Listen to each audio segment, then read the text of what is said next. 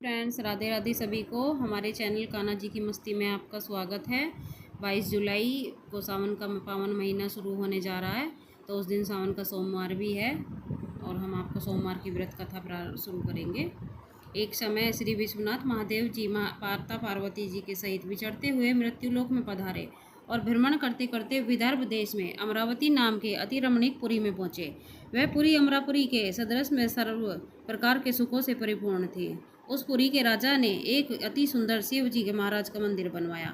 उसी मंदिर में श्री महादेव जी अपनी धर्मपत्नी पार्वती जी के साथ निवास करने लगे।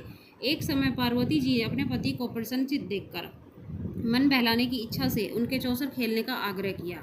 श्री महादेव जी अपनी प्राण प्यारी की बात मानकर चौसर खेलना प्रारंभ किया।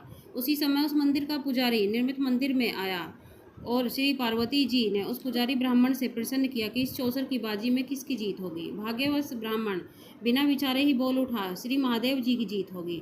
परंतु हुआ इसके विरुद्ध, बिल्कुल उल्टा हुआ और थोड़ी देर में बाजी समाप्त होने पर श्री पार्वती जी गुस्सा हो गई। इस पर पार्वती जी को ब्राह्मण का झूठ बोलने के कारण बहुत क्रोध आया और उनको श्राप देने के लिए तैयार हो गई। यद्यपि महादेव जी ने पार्वती जी को बहुत समझाया, परंतु उन्होंने कुछ भी न मानकर महादेव को कोढ़ी होने का श्राप दे डाला।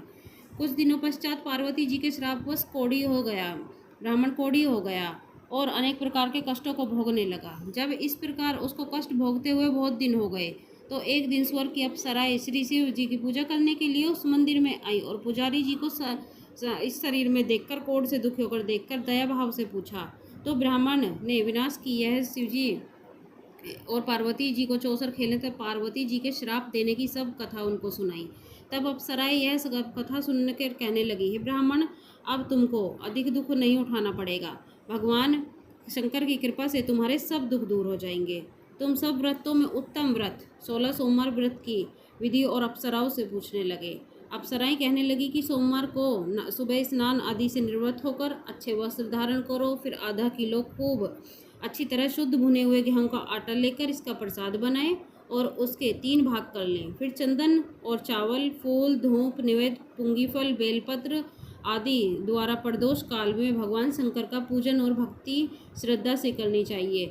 इसकी सावन सोमवार की यह 16 सोमवार की व्रत कथा सुनने के बाद जो भी भक्त इसकी कथा प्रेम से सुनते और कहते हैं, उनकी सारी मनोकामनाएं पूर्ण होती हैं। राधे राधे।